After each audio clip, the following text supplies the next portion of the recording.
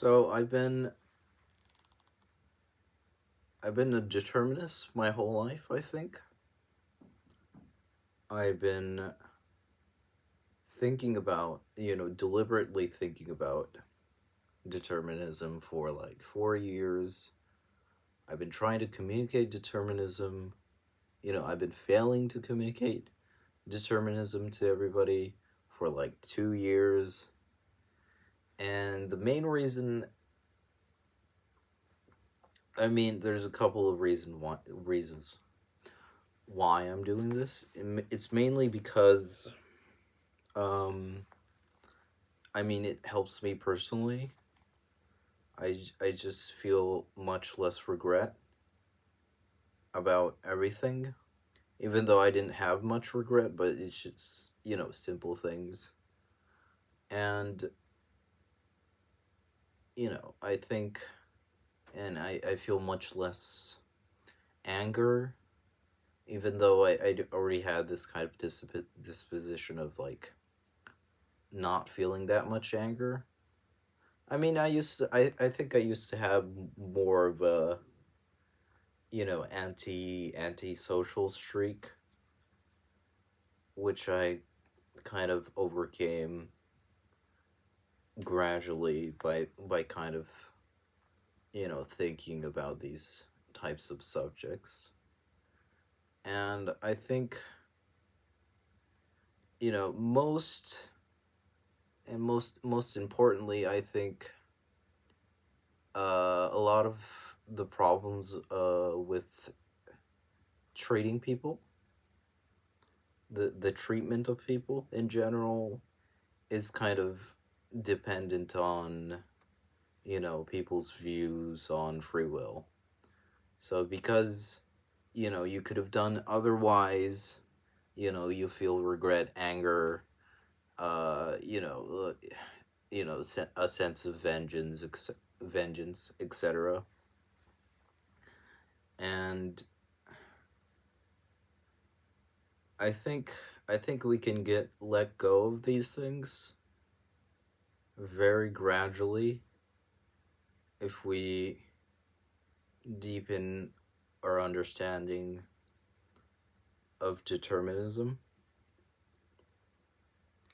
And I think, you know, the modern day conception of this is called compatibilism, or like the modern day, the normal uh view almost everyone has. I think 80 to like 70 or like 60 to 80% of people, depending on the country, would have this compatibilist view that determinism and free will are like compatible. Like the fact that your actions are pretty much automatic, like even including your consciousness. Like these are a bunch of chemical reactions, that that people think that's true, but still makes people responsible just because, there's the ones committing the said action. And I think that's wrong, because I think we're not thinking in terms of people being a part of nature in a broad physical sense.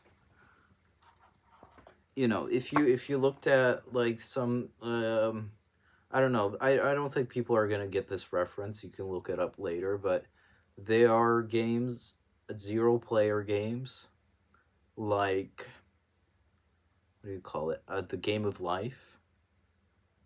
I think created by John Conway. I hope I get the name right, but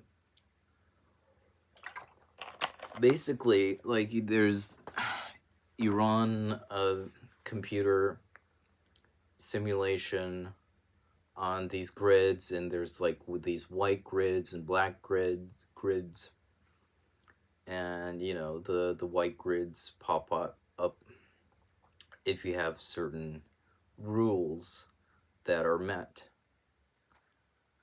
That's basically the physics of that world.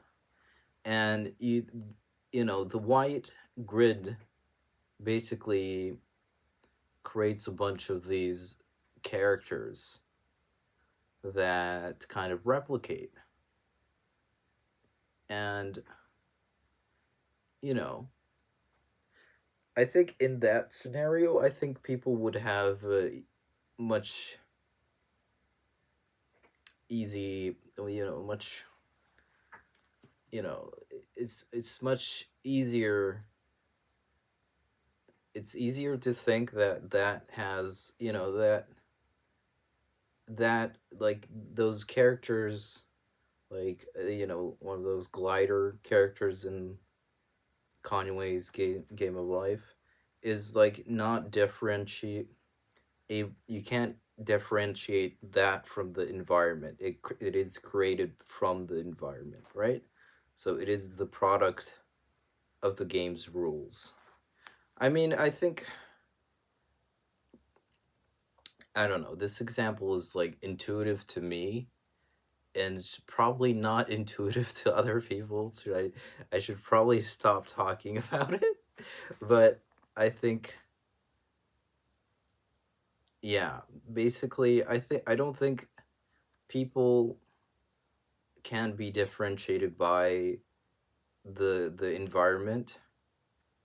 Especially like you get like split brain patients that basically have their right hemisphere and their left hemisphere severed, the connection severed, and they basically have two different consciousnesses, right?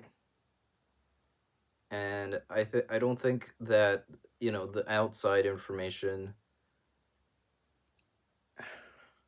that creates this kind of thing. I don't know. Maybe I should have organized this much better. But I don't know. I think done is better than perfect, so maybe I will post this. Um and there's these experiments that um basically Desmerger, I don't know his name, but basically one scientist or like a group of scientists stimulated the parietal lobe to make movement volition, or